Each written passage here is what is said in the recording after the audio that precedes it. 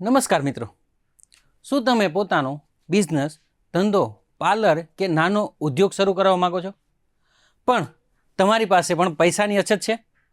તો આજે હું તમારા માટે લઈને આવ્યો છું ગુજરાત સરકારની એક સ્કીમ કે જેનું નામ છે વાજપાઈ બેંકેબલ યોજના.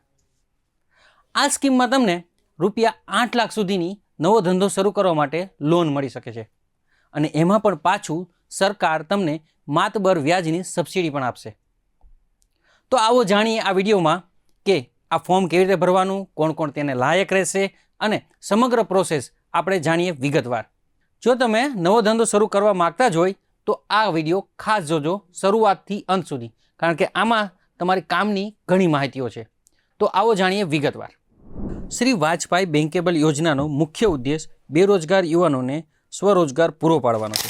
આ યોજના હેઠળ ઉદ્યોગ, સેવા અને વેપાર એમ 3 ક્ષેત્રો માટે લોન આપવામાં આવે છે. આ લોન રાષ્ટ્રીયકૃત બેંકો, સહકારી બેંકો અને ખાનગી બેંકો મારફતે ઉપલબ્ધ કરાવવામાં આવે છે. તો ચાલો જાણીએ સૌથી પહેલા આ યોજના માટેની શરતો.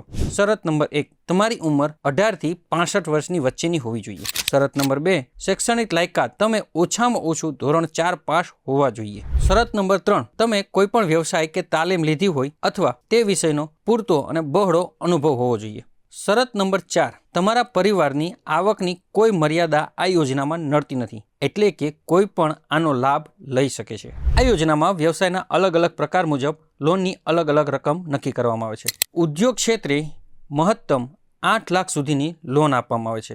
સેવા ક્ષેત્રે પણ 8 લાખ સુધીની લોન આપવામાં આવે છે, જ્યારે વેપાર ક્ષેત્રે પણ 8 લાખ સુધીની મહત્તમ લોન તમને મળી શકે છે. હવે સૌથી મહત્વનો મુદ્દો કે સરકાર કેટલી સબસિડી આપશે અને કેટલા ટકા તમને રકમ માફી મળી શકે છે. તો સામાન્ય જાતિના લોકોને 25% સબસિડી અથવા મહત્તમ 60,000 થી 1,25,000 સુધીની વ્યાજ સહાય અથવા સબસિડી મળી શકે છે. અનુસૂચિત જાતિ, જનજાતિ અને મહિલા તથા અપંગ અને અંધ ઉમેદવારોને 35% સબસિડી એટલે કે મહત્તમ 80,000 થી લઈ અને 2 લાખ સુધીની સબસિડી મળી શકે છે. પણ યાદ રાખજો, ગ્રામીણ અને શહેરી વિસ્તારો માટે સબસિડીમાં મહત્તમ મર્યાદાના આંકડા અલગ અલગ પણ હોઈ શકે છે. જો તમે અરજી કરી રહ્યા હોય તો આટલા ડોક્યુમેન્ટ તમારે પાસે રાખવા અવશ્ય છે. આધાર કાર્ડ, પાન કાર્ડ, તમારા જન્મનો દાખલો અથવા LC એટલે કે શાળા છોડ્યાનું પ્રમાણપત્ર, તમારા રહેઠાણનો પુરાવો જેમાં તમે રેશન કાર્ડ અથવા લાઇટ બિલ ઉમેરી શકો છો. શૈક્ષણિક લાયકાત માટે તમારે માર્કશીટ હોવી અવશ્ય છે, જેમાં ઓછામાં ઓછું 4 પાસ હોવું જરૂરી છે. જે ધંધો કરવાનો હોય તેનું કોટેશન એટલે કે સાધનોનું ભાવપત્ર હોવું જરૂરી છે. તમારી જાતિનો દાખલો હોવો જરૂરી છે જો તમને લાગુ પડતો હોય તો.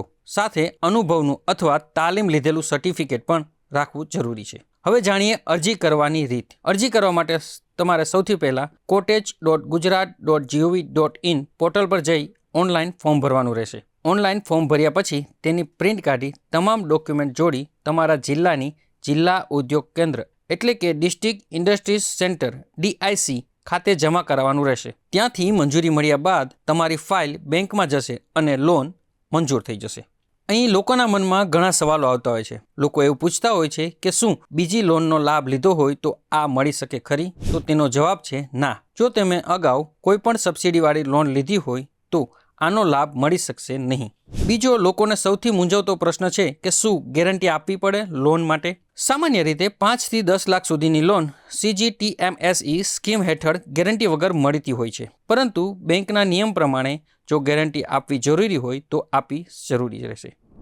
તો મિત્રો, જો તમારામાં હુનર છે અને તમે કોઈ નવો ધંધો શરૂ કરવા માગો છો તો આ વાજપાઈ બેંકેબલ યોજના તમારા માટે છે.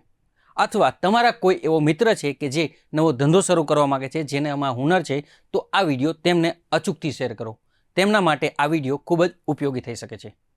આવી જ અન્ય યોજનાઓની જાણકારી મેળવવા માટે બનેલા રહો બેનિફિટ ન્યૂઝ સાથે અને અમને ફોલો કરવાનું ભૂલશો નહીં.